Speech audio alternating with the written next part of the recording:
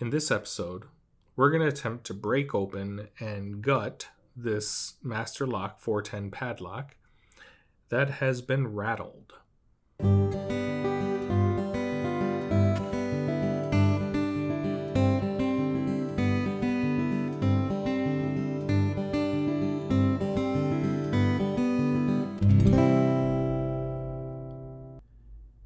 Hey folks, welcome to Pugs Picks Locks. If you're new here, feel free to click that subscribe button and hit that notification bell so you'll always be notified when I release new content like this. And if you like what you see, feel free to give it a thumbs up. Click that like button and then leave a question or comment down below. I'm so happy to engage with you in the comment section, either to answer questions or to receive your feedback. Is there something I got wrong? Is there something I could do better? Is there something I could do differently? I don't always get everything right, so I desperately want to hear from you so that I can learn from you and continue to grow my knowledge base and my skill set so I can provide better and better content for you. Okay, so let's dive into this video. We are going to try to crack open the case, and then gut this Master Lock 410 Lockout Tagout lock. And we're going to do that because this lock has been rattled. You can hear the key pins rattling around inside of there. This lock had been my nemesis lock for like a month. If you look at the bitting on this key, you can kind of see why it was giving me some trouble. Getting from pin 5 to 6, you can see that valley and that peak. That's just nasty, right? That's a mean trick to play on anybody. So, I could get everything except for pin 6, and no matter what I tried, every time I tried to set pin 6, I would overset something else. And I'd overset 5, but sometimes just moving a deeper hook back to the back of the lock, trying to get to pin 6, I would bump one of the other pins on the way in and overset. And then the other night I actually got it. I got the open. I managed to just wiggle 6 gently enough that it just the right way, managed to tickle it into place, and boom. And I got it. But the problem is that as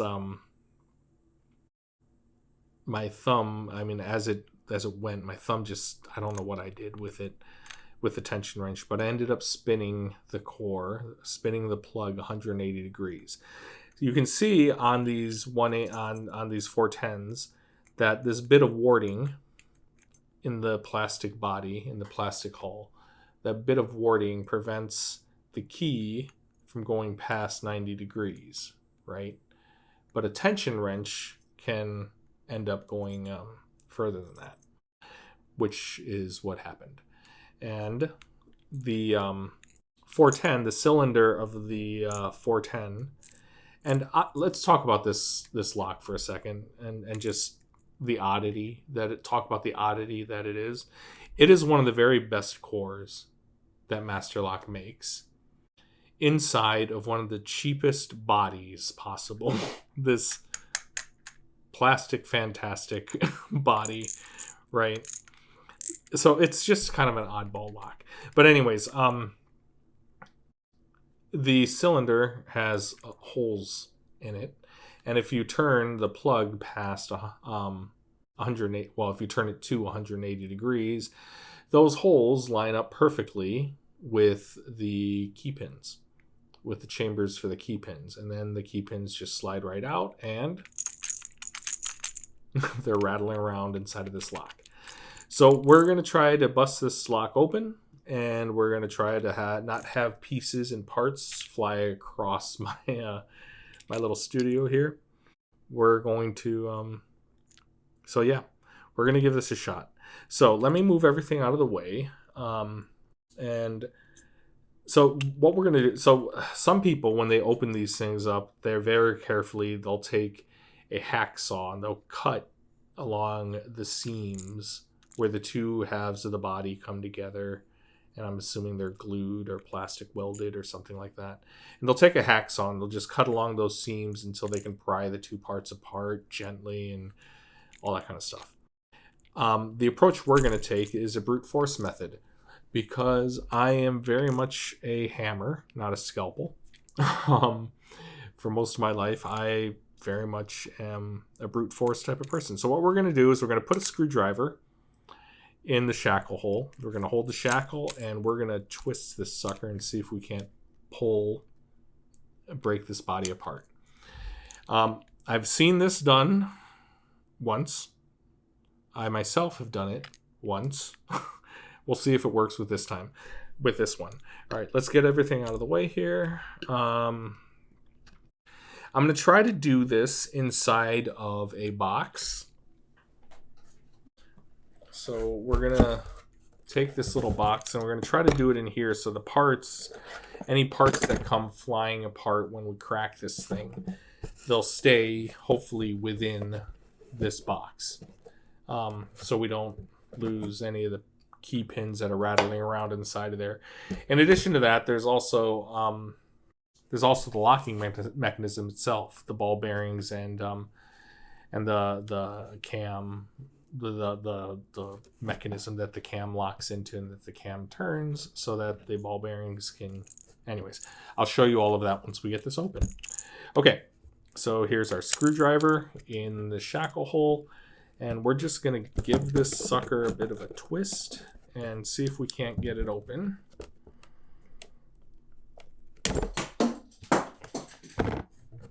Okay, so the shackle came out, the hull went flying. That was very exciting. So now I get to go search my office to see where the hull is. I'll be right back, folks.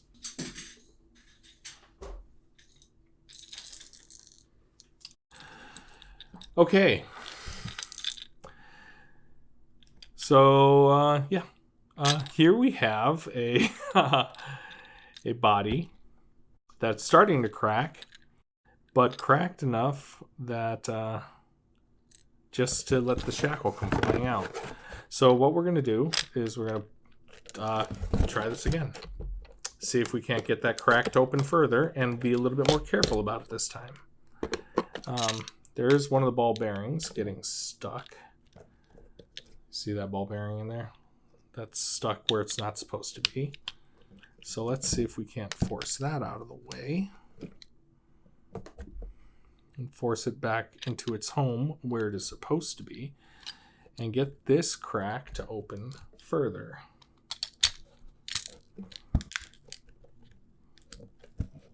And we're trying to keep everything on the inside where it's so that inside the box so that we don't lose any pins.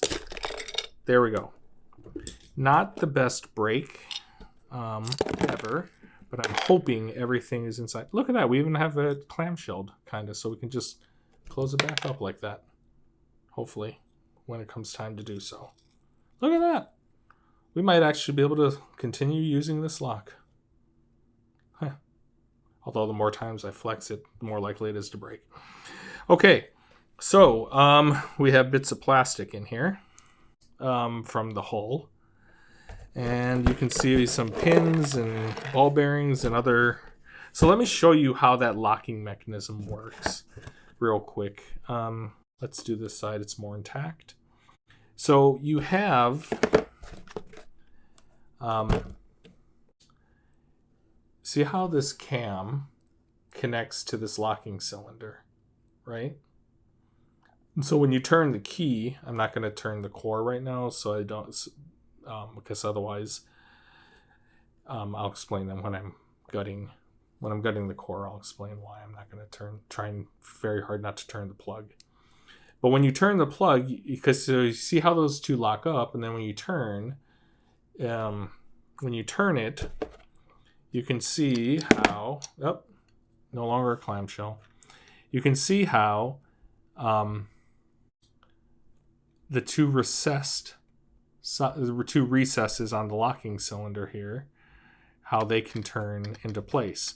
So if we put that locking cylinder there And then I just dropped a ball bearing, so hang on. Okay, got it. Ooh, just bumped the camera. Hopefully that didn't make anybody seasick. The nature of this video is that we have to do it live from start to finish. So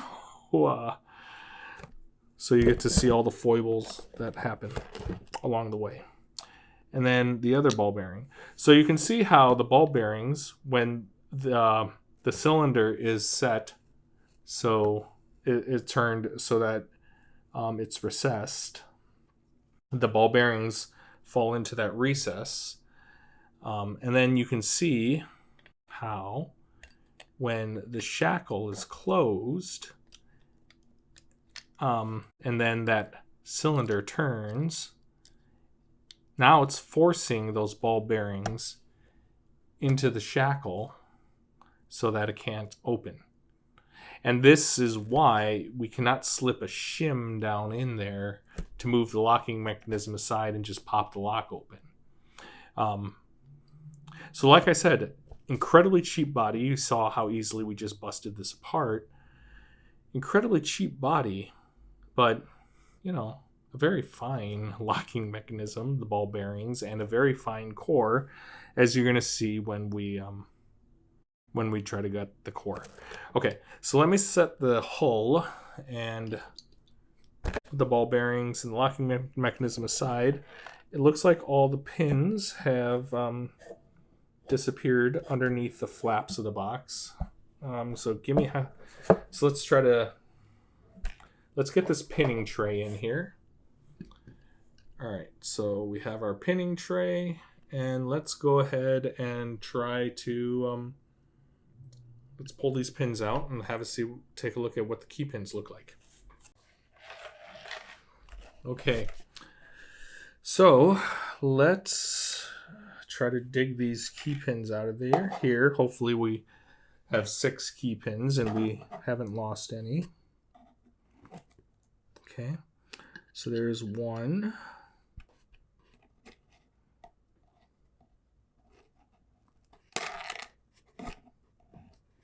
2. Hopefully that didn't. 2, 3.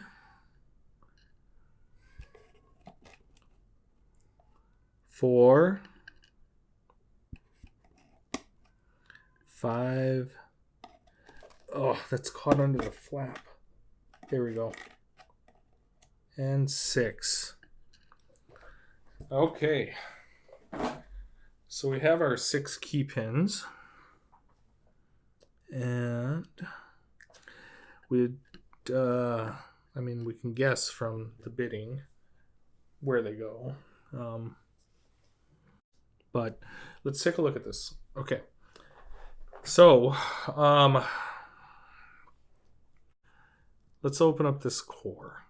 So we're going to be very careful not to lock this core up. If we were to lock the core up right now, what's going to happen is the driver pins, which are all the driver pins and springs are in the Bible here, right? And so right now they're being held up in the Bible by the plug being turned a quarter turn, right? If we were to lock it up like I normally would, because there are no key pins inside the plug right now, the key pins are right here on our pinning tray instead. Since there's no key pins inside the plug, what's going to happen is those driver pins and springs are going to drop into the chambers in the plug for the key pins. And if that happens, we have a hot holy mess. And don't ask me how I know this. Okay, I know this because I've completely I've had a massive gutting disaster with these locks before. Okay, so what I'm going to do is I'm going to, we need to remove, in order to remove the plug, we need to remove this retaining clip. You see the retaining clip? That semicircle around it?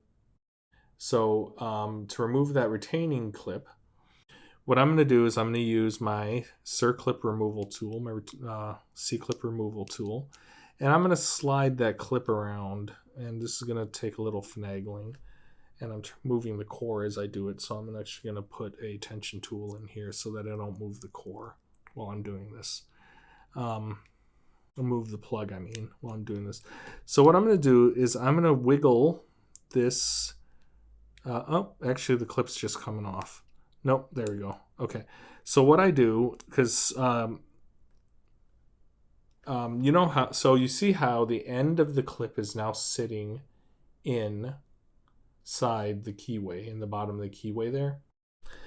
So the reason why I do that is we've all had, or most of us have had, the experience of trying to remove a Circlip, trying to remove a C-clip, retaining clip, whatever you want to call it, and having it go just flying across the room, right? Yeah, pry it off and ping, it goes flying. If you stick the end of it in that notch of the keyway, and then you kind of lock that in place with this part of the clip removal tool, and then you take the point of the clip removal tool and you put the point against the other end, and you push that other end off, it just comes out nicely. It doesn't ping and go flying. Okay, so now that we have that off, how do I want to do this? I don't have to worry about the key pins dumping. I just have to worry about whether or not the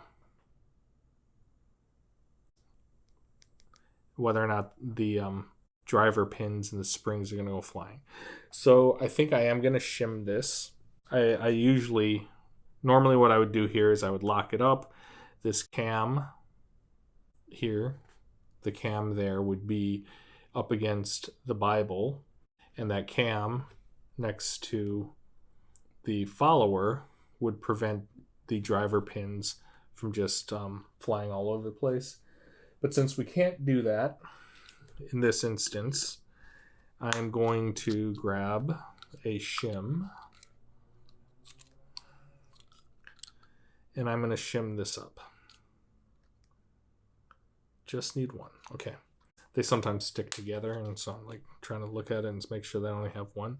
So I'm going to take this shim and I'm going to insert it between the cylinder and the plug, just underneath the Bible, if it'll go. Of course, it's going to give me a hassle, because why not? Why wouldn't it? It takes a little wiggling sometimes to get it past each pin, because it has to basically slip underneath the pin.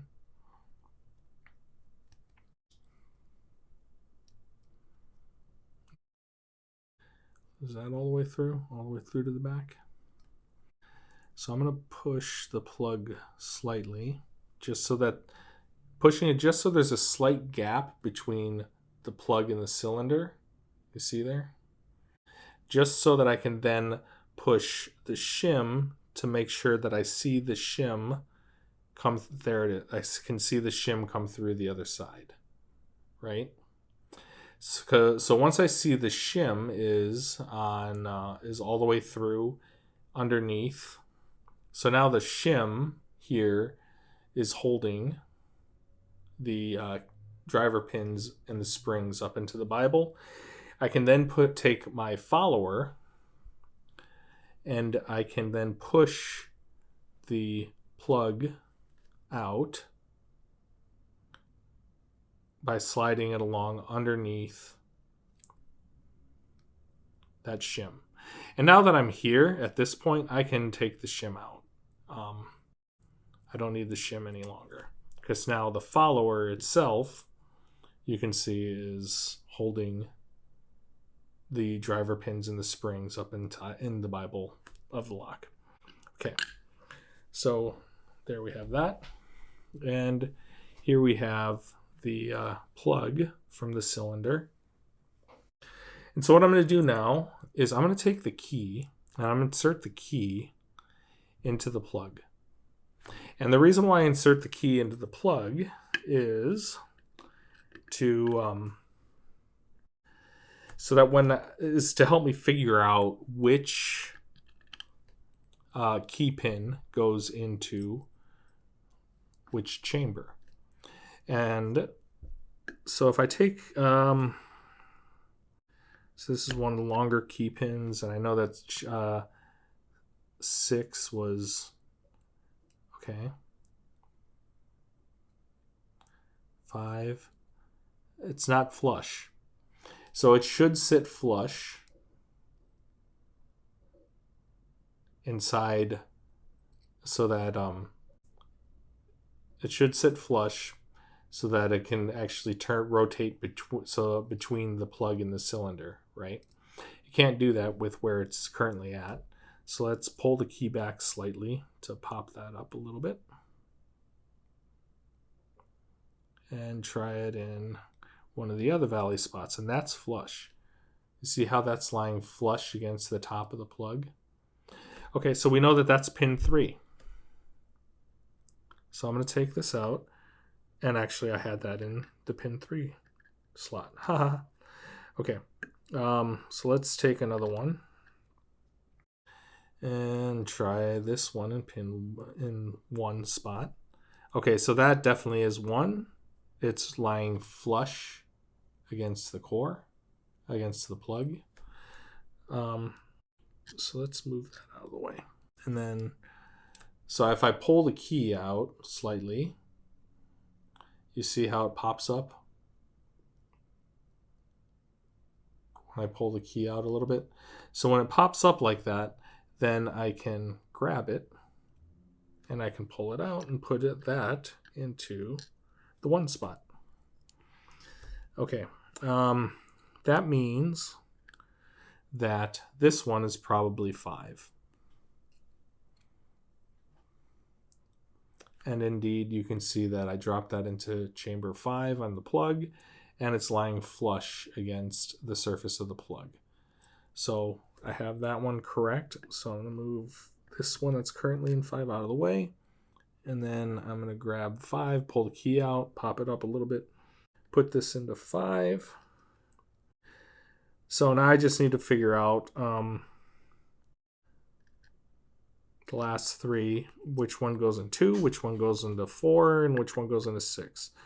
So let's grab this one, try it in 2, and that's flush.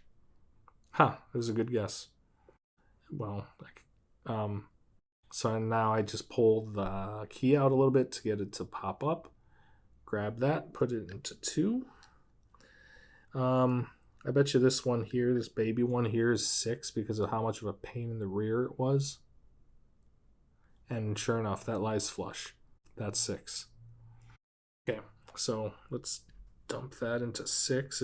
I can't pull out the key and have it pop up to grab it with the tweezers, so I just dumped it into the 6 slot. And that leaves, this is 4, but let's just verify that it is indeed 4. And drop that into ooh, almost lost it there. Hang on, let me get a better grip on it. Come on, little guy. Come on. Okay. Drop this into 4. There. And that is flush. So now, and then pop that up.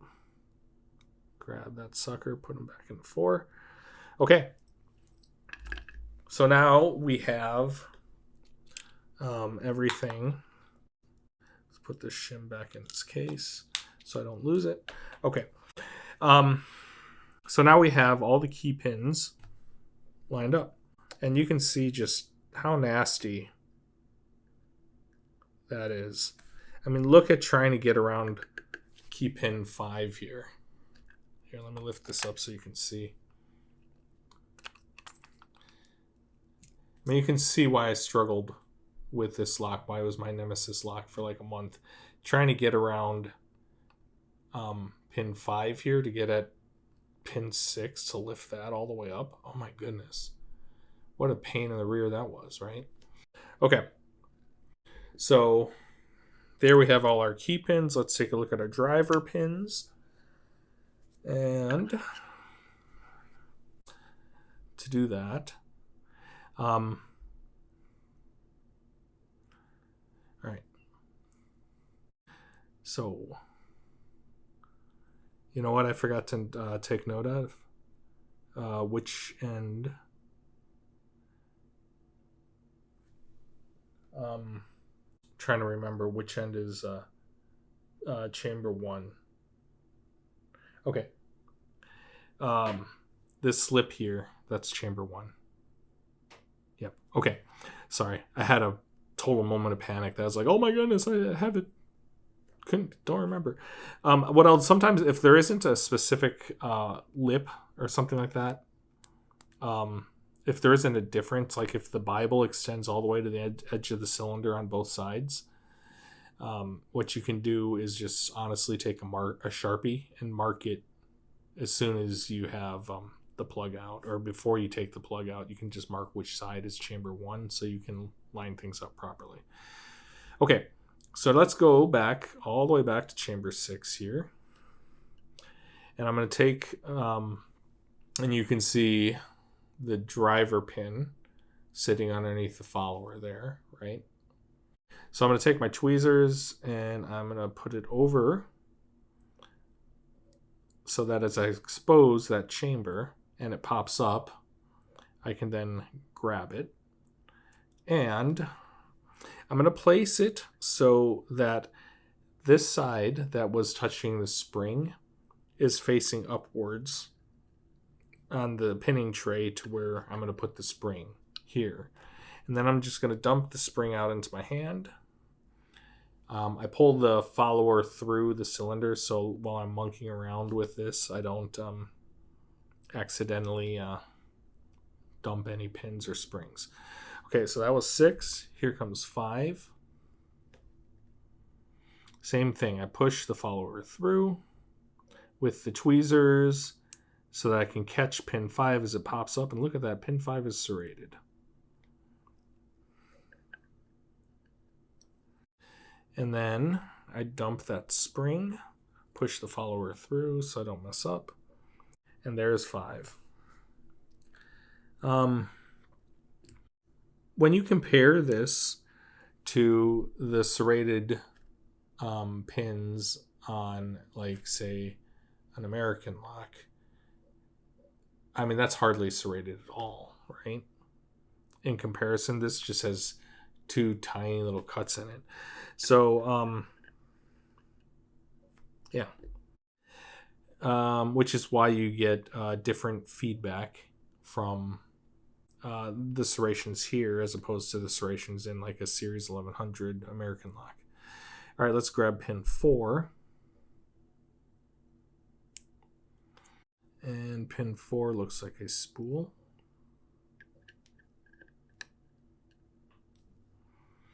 And let's dump that sucker out.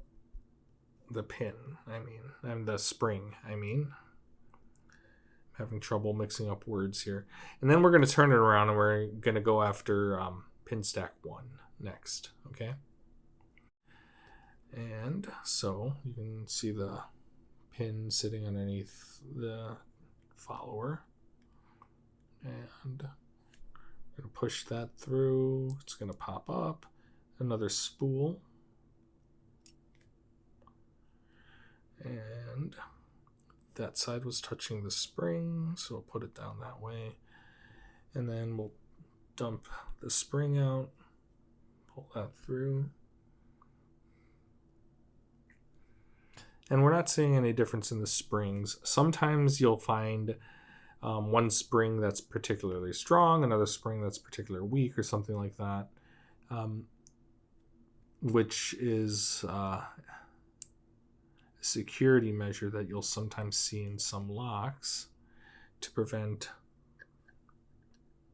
well, not prevent, but to make it more difficult for that lock to be picked. And that's why I'm careful to keep the springs with the pin stack that they actually belong to, just in case there is variation in the strength of.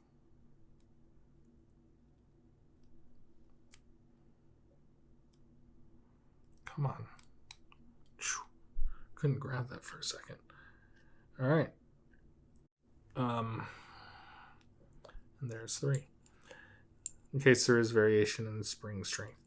Okay, so let's take a look at how this was pinned up. So you can see all of... They're all standard key pins. None of them are serrated. The bitting on this is just wicked, though. That's just ugly. I mean, if we take a look at the key, I mean, that's just mean. Right? And then we have 1, 2, 3, 4, 5 spools and a serrated in pin stack 5. They look to be all standard strength springs. Don't see any that look particularly weak. 6 looks like it might be a little bit of a weak spring. It's a little bit shorter than the others, but not significantly. So anyhow, there you have it. That is a Master Lock 410 Lockout Tagout lock, broken apart and gutted. And yeah, I finally defeated my Nemesis lock for the last month, and so now I need to find another Nemesis lock to work on. Hey folks, thanks for watching. If you liked the video, remember to drop a like and leave a comment or a question below. If you're new here, subscribe and ring the notification bell for more content like this. Until the next video, happy picking, y'all.